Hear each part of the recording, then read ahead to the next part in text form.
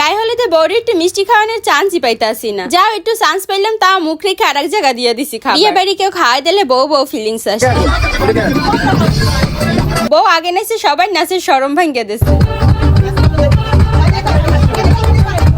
সন্ধ্যা থেকে আমি এইগুলো একা একা গুছাইতে গুছাইতে দিশে হারা। ওইদিকে সবাই সাজিয়ে গুছিয়ে রেডি হয়ে গেছে আর এইদিকে আমি কাজে ব্যস্ত। তারপর কি আর করবো, ঝটপট 5-7 মিনিটের ভিতর রেডি হয়ে গেছি। জীবনের ফার্স্ট টাইম মনে হয় এত জলদি রেডি হইলাম। অবশ্য সাজা গোজার বেশি টাইমই পাই না, জাস্ট শাড়িটা পরতে যতটুকু সময় লাগছে। তারপর জলদি অনুষ্ঠানে আইসা পড়ছি। ওমা আইসাই দেখি বউরে 2 লঙ্গি ডান্স পরা বেড়ায় নামাইতে আছে ঘর দিয়া। এই না হইলো পিওর বাঙালির পরিচয়। যাক গো, ক্যামেরাম্যান অবশেষে আমাকে দেখি একটু ফোকাস করছে। এত মানুষের ভিড়ে আমারে খুঁজেই পাইতেছিলাম না। এই যে খাবার একটু ফ্যানের বাতাস খাইতে দাঁড়াইছিলাম। বউ নিয়ে এসে সবাই আসন দিয়ে মঞ্চে বইছে। এখন শুরু হইবে খালি খাওয়ানোর পাল্লা। সবাই খাওয়াইতে থাক, আমি আর আমার বান্ধবী একটু ঘুরে আসি। কিন্তু কেন যেন আমার একটু শরম লাগছিল শাড়ি পরছি দেখা। সহজে সাজিনি একটু সাজলে আবার এমন শরম শরম লাগে সব সময়। এমন আমার মতো কে কে আছে শাড়ি পরলো বেশি লড়ি সরি না। বান্ধবীর লগে একটু নাচতে লইছি, দিল নাচটা নষ্ট করে। আমরা এক জায়গা হইলে হুদাই ঢং করি অনেক। বান্ধবী একসময় আমার মতো চিকন ছিল, বিয়ার পর গোলালু হইয়া গেছে। যাক, আমারও সময় আসবে নাকি দেখালো ময়মরি পেগো খাওয়ানো হয়েছে না।